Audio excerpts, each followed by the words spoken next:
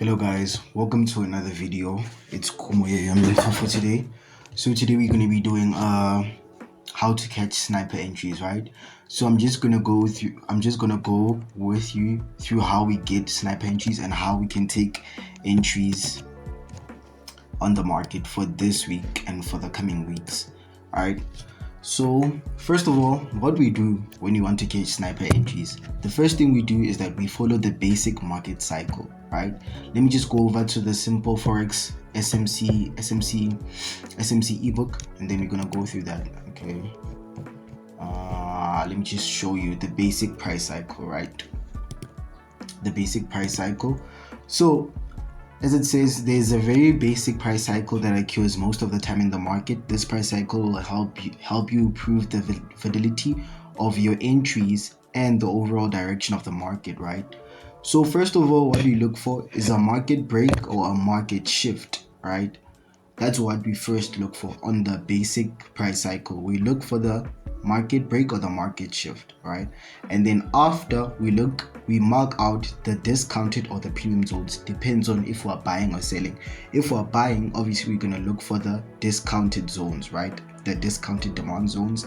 If we're looking to take sales, we're going to look for the premium zones, which is the premium supply zone, right? And then after that, we're going to look for areas of liquidity, and then we're going to look for a fair value gap or imbalance in the market, right? And then we're going to mark out our order block. That is the first thing we're going to do. So let me go through an example to show you exactly what I'm talking about, right? So let me just mark out my path so that we can illustrate that for you. So first of all, let's say we're just going up and then price breaks, right? This is what we call a market break, right? This is a market break. So then I'm going to outline my market break right here, right? First of all, what we look for, it's a market break or a market shift, right? We look for a market break, right? There we have our break of structure. I'm going to call that our break of structure because price broke that structure over there, right? Now we're going to look for the what? We're going to look for the discounted zones or the premium zones. Now obviously after that break of structure, we're going to be looking for selling opportunities, right? So we're going to mark out our premium zones, right? So what we're going to do is that we're going to take out our Fibonacci retracement tool, and then we're just going to mark out from this swing point to that lowest swing point, right? So what we can see here, guys, is that we have all of these variables here. So the 0.5 is the equilibrium. It's the middle of the swing point from the swing high to the swing low, right? It's the middle of it. So that is an area of liquidity. It acts as an area of liquidity. The 0.5 and the 0.2 usually is an area of liquidity, right? So we do not mark out the order blocks in that area, right? So the premium zones in this example are going to be the 0.705 or the 0.7799. Any other order block above the 0.799 is an extreme order block, which means that it's more probable to be the right order block for our trade, right? So we're going to we marked out where are our zones, right? The first zone is right here. Let me just show you. The first zone that we look for is the 0.705, and then it's the 0.799, right? 0.799. Those are the zones. Those are the premium zones, right? So those are the zones that we look for. We are looking to take sales over on those zones right there.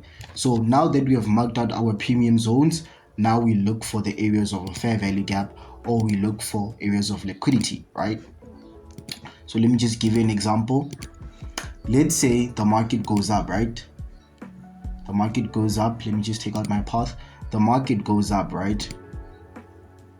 The market goes up, and then maybe you have an area of liquidity, or price creates liquidity as it goes up, right? So let's say price does something like this. This happens most of the time in the market. It creates a double top, right?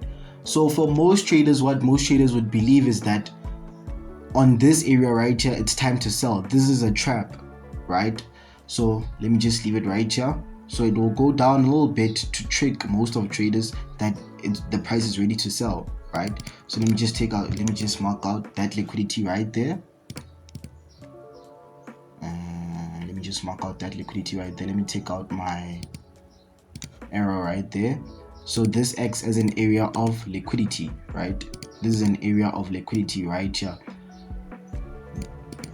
So let's say we have a fair value gap 2 somewhere around this area right here. Let me just take out that. Let me just take out the rectangle right here. And let's say we have a fair value gap around this area right here. We have a fair value gap around that area right there. So what's going to happen? We have a fair value gap there, imbalance, right? We have a fair value gap there. So what we're going to do is that now we have outlined the liquidity and we have outlined the fair value gap. We're going to mark out the order block above all of these variables, right? First of all, we know that what's going to happen is that the liquidity is going to be taken out, the early sellers are going to be taken out, and then price is going to fill that imbalance right there, right? So what we do is that we mark out a certain order block above. We mark out an order block above here, which means that this is going to be an extreme order block, right? We mark out that order block right there, which is going to be a premium supply. It's a supply zone, right? Supply are areas where we look for the sells, right? It's a premium supply. So when we call it premium, it means that it's more likely to be mitigated. Its price is more likely to mitigate and reverse over on that supply zone right there. So then we're going to let me just show you what's going to happen. And then after that, price is going to take out that liquidity. Price is going to sweep that liquidity over there, and then price is going to mitigate. Price is going to fill in that order block and mitigate this order block right there. Price is going to fill in that imbalance and mitigate this order block right here. And then price is going to go down, right?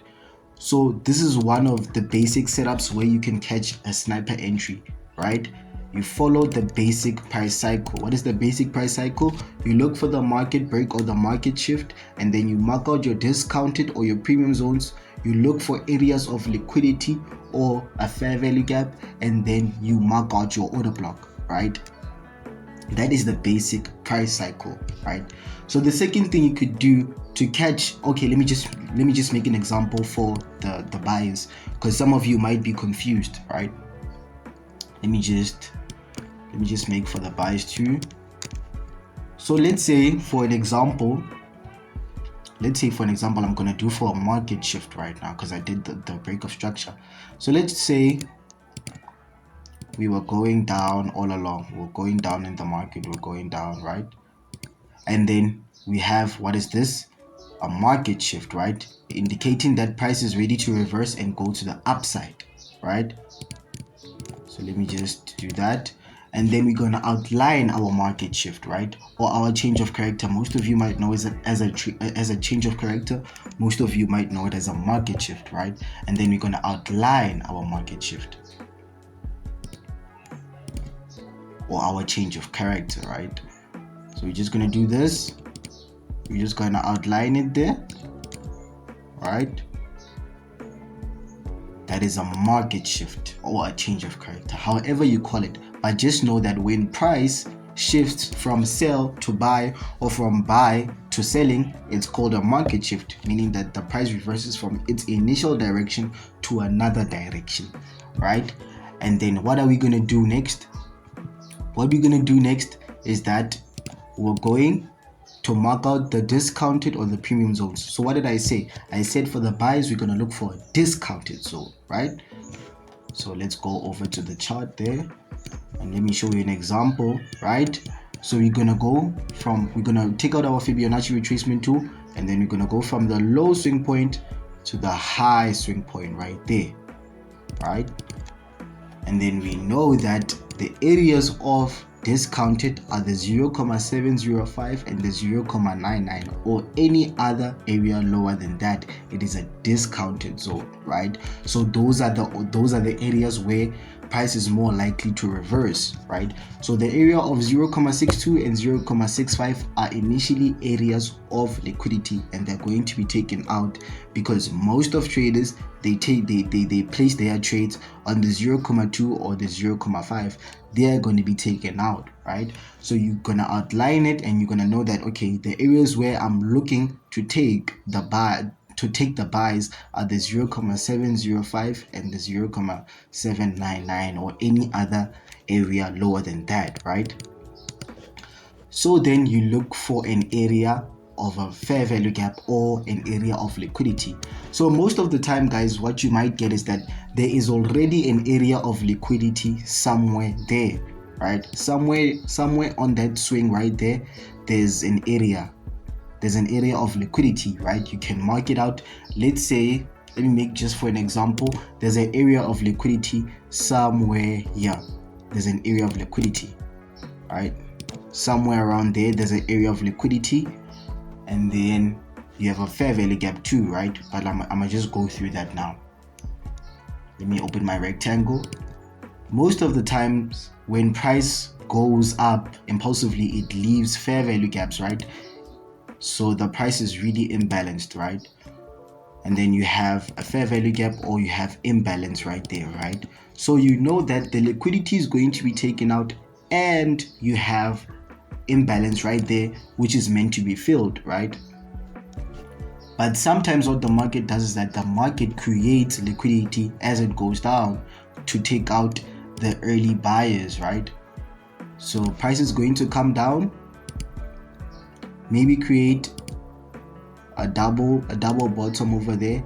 Double bottom indicates that the price is going up, and then price is going to go a little bit up to fake them, and then it's going to go down, take out that liquidity, fill in that fair value gap, and then come here to the downside, right?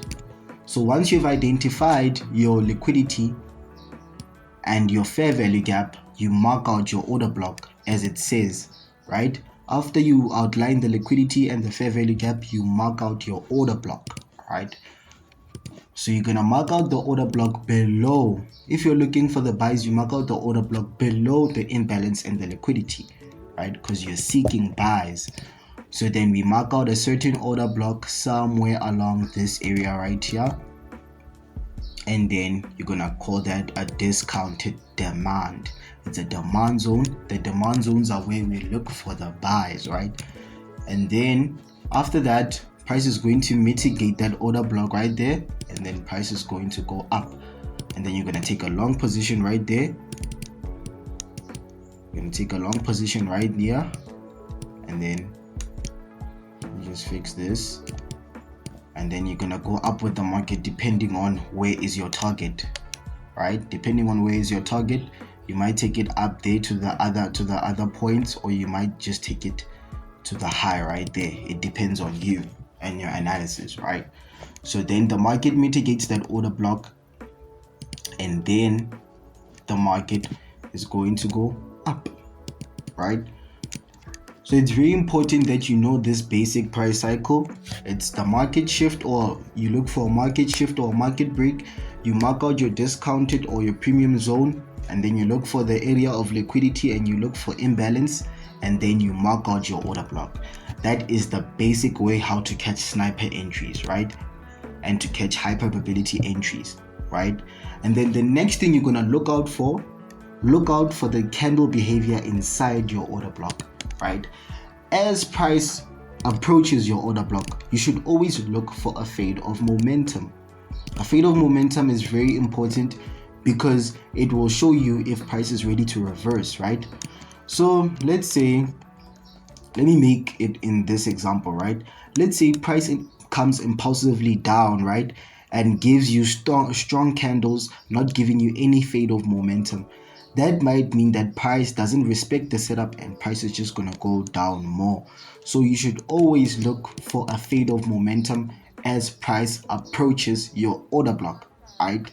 You should always look for a fade of momentum. What am I talking about? Okay, let me just go to this example right here. There's a certain example I want to show you right here. right? We took sales on the CAD JPY now.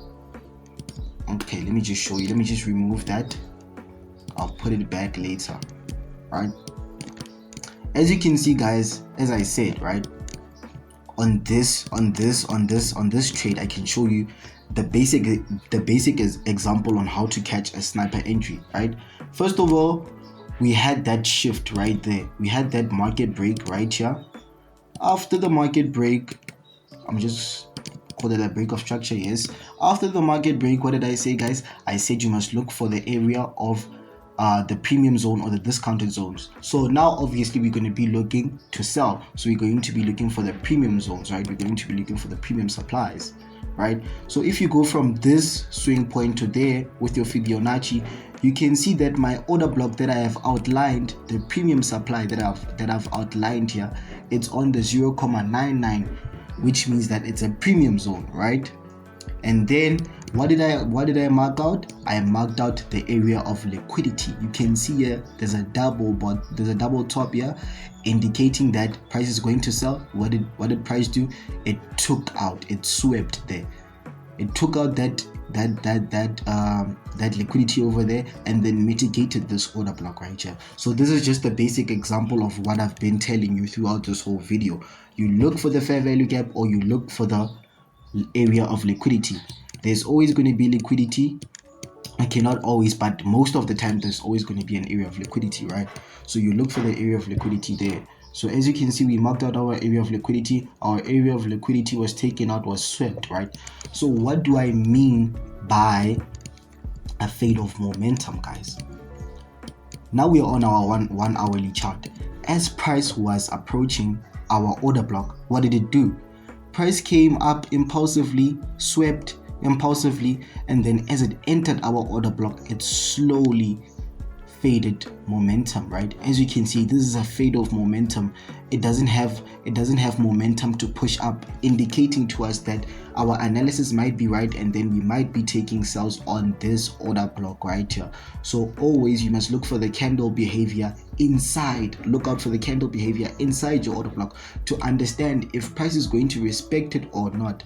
Candle behavior is very important because it's going to help you outline if price is going to respect that order block, or is price moving up or down, or price is going to take out your order block. So the candle behavior is very important. Confirmation as a whole is very important because you have to have a certain confirmation in your trades. I can't just take this sell, right? I didn't just take this sell because I targeted it. I didn't just take it. I knew that I saw that my confirmation was going to be the fade of momentum, which is exactly what happened. Price faded with momentum, and then I was like, okay, maybe price might sell there. So confirmation is very important, guys. One of your confirmations as price approaches the order block must always be candle behavior, guys. Candle behavior is very important. So you must look at the candle behavior as price approaches your order block, right? And when it gets inside your order block, what is the candle behavior?